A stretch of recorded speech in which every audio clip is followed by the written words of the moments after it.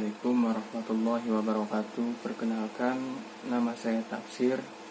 Saya mahasiswa semester 6 jurusan Tarbiyah, program studi Pendidikan Agama Islam, Sekolah Tinggi Agama Islam Babakan Ciwaringin. Langsung saja, di sini saya akan sedikit berbicara tentang metodologi penelitian kualitatif, yang dimana di dalamnya banyak sekali model-model. Tetapi saya di sini akan membahas satu model saja, yaitu analisis data model Creswell. Jadi Creswell ini mendefinisikan bahwa penelitian kualitatif itu adalah penelitian yang kurang bertumpu pada sumber-sumber informasi, tetapi membawa ide yang sama. Artinya, bukan berarti tidak butuh informasi menurut Creswell ini, tapi kurang bertumpu, tapi dia akan mengeksplorasi penelitian ini. Jadi tidak selalu bertumpu pada informasi tersebut, tidak mudah percaya intinya. Nah, nanti di bawah ini akan dibahas selanjutnya ya. Jadi Creswell ini menekankan suatu gambaran yang kompleks dan holistik, suatu rujukan naratif yang kompleks yang mengajak pembaca ke dalam dimensi jamak dari sebuah masalah atau isu dan menyajikannya dalam sebuah kompleksitasnya. Artinya, Creswell ini mengajak pembacanya itu ikut masuk ke dalam masalah tersebut, lalu mengeksplorasinya, di mana masalahnya, bagaimana penyelesaiannya. Nah, lanjut. Terus Creswell ini mencoba membandingkan atau sedikit mengerucutkan setidaknya ciri-ciri tentang metodologi kualitatif menurut Creswell. Yang pertama ada identifikasi masalah penelitian, yang kedua tinjauan pustaka, yang ketiga spesifikasi tujuan penelitian, yang keempat pengumpulan data, yang kelima analisis dan interpretasi data, yang terakhir evaluasi penelitian. Nah, kita bahas yang pertama. Yang pertama itu identifikasi masalah. Penelitian kualitatif menurut Creswell ini cenderung mengarahkan masalah-masalah yang memerlukan suatu eksplorasi yang mendalam terhadap hal yang sedikit diketahui atau dipahami tentang masalah tersebut, dan suatu detail pemahaman tentang suatu fenomena sentral. Jadi yang pertama yang dikedepankan oleh Creswell ini mengeksplorasi masalah, seperti yang dikatakan di atas tadi, bahwasanya tidak bertumpu pada informasi-informasi, tetapi membawa ide-ide yang sama. Artinya suatu informasi itu kita terima, tapi dari situ juga kita akan mengeksplorasi informasi tersebut. Jadi tidak mudah percaya, dan kita akan masuk ke dalam informasi tersebut mencari apa masalahnya. Itu yang pertama.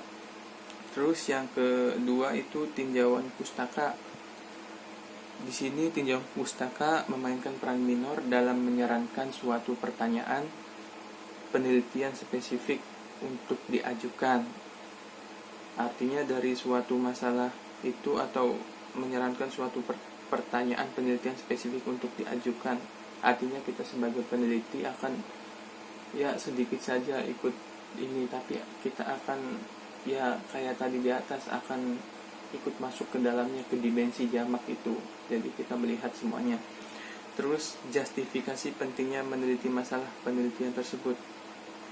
Terus yang ketiga spesifikasi tujuan penelitian. Nah, jadi dispesifikasi lagi, dibagi lagi, dikerucutkan lagi yang menjadi umum dan luas. Artinya dari masalah tersebut, misalkan kita menerima informasi. Nah, dari suatu informasi tersebut yang tadinya umum, terus meluas. Artinya menurut Creswell ini penelitian kualitatif menyangkut semuanya. Terus mencoba mencari pemahaman pengalaman partisipan. Nah, di sini tujuan penelitiannya itu mencari pemahaman tentang partisipan. Jadi kita juga ikut masuk ke dalam diri partisipannya, orang yang kita wawancara atau yang kita gali informasinya. Terus yang keempat, pengumpulan data. Nah, di sini pengumpulan data kualitatif menurut Creswell, data dalam bentuk pertanyaan umum untuk memungkinkan partisipan menghasilkan jawaban-jawaban. Nah, dari sini kita pancing, intinya kita pancing partisipan untuk memberikan jawaban-jawaban. Sebanyak mungkin kita harus mendapatkan jawaban dari partisipan itu. Beda dengan kuantitatif yang hanya sekadarnya mungkin.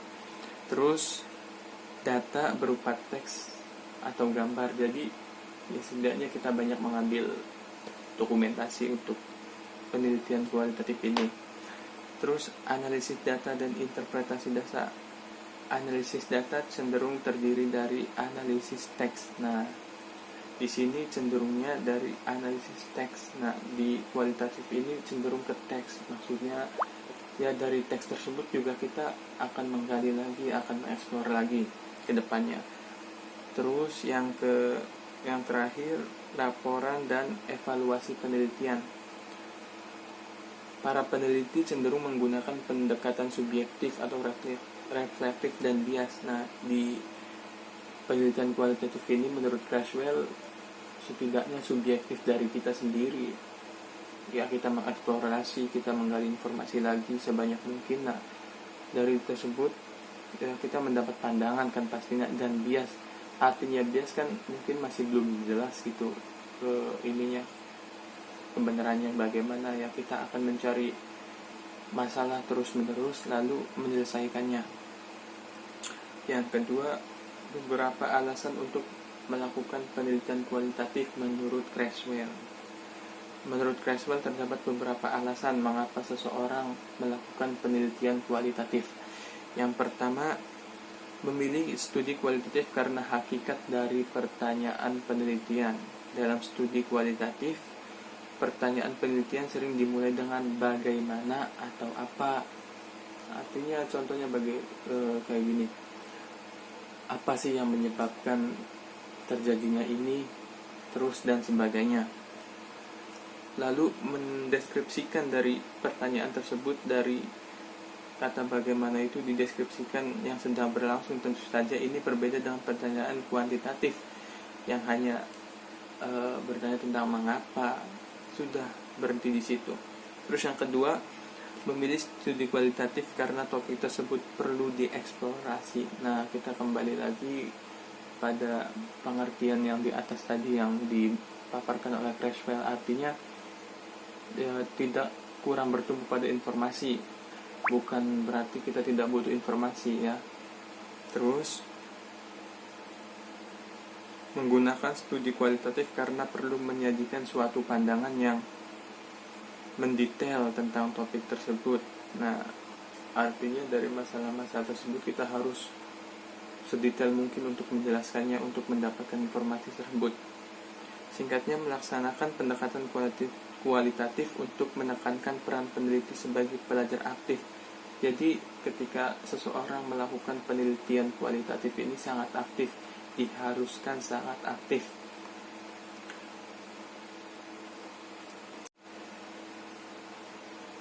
Nah, di sini ada desain dan prosedur penelitian kualitatif menurut Creswell. Yang pertama itu, peneliti merencanakan suatu pendekatan umum untuk suatu studi. Suatu rencana yang detail tidak akan cukup memberikan isu-isu penting yang berkembang dalam studi lapangan. Yang kedua, sebagian isu merupakan problematik bagi peneliti kualitatif.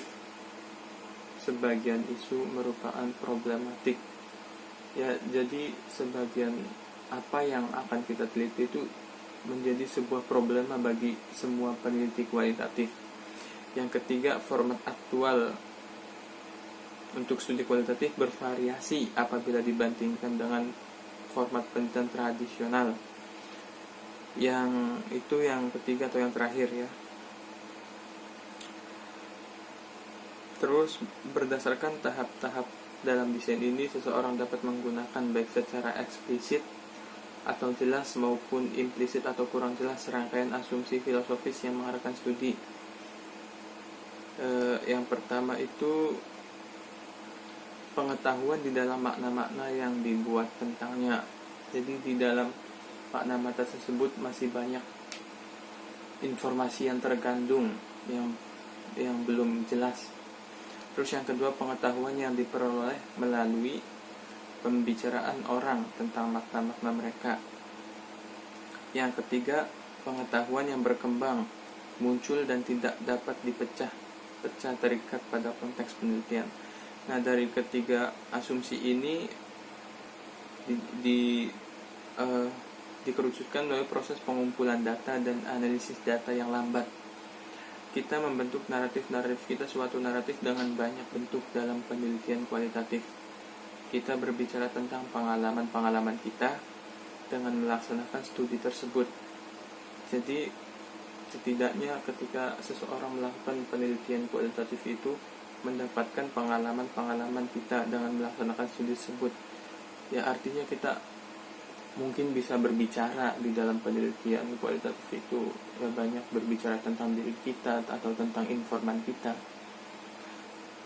Kita membiarkan informan kita berbicara dan membawa cerita melalui dialog. Nah, seperti yang tadi baru dibicarakan, bahwasanya kita ya ikutnya kayak biasa, kayak orang bergaul aja gitu kan, banyak menggali informasi, berbicara. Terus barangkali dialog disajikan dalam bahasa Spanyol dengan subjudul bahasa Inggris.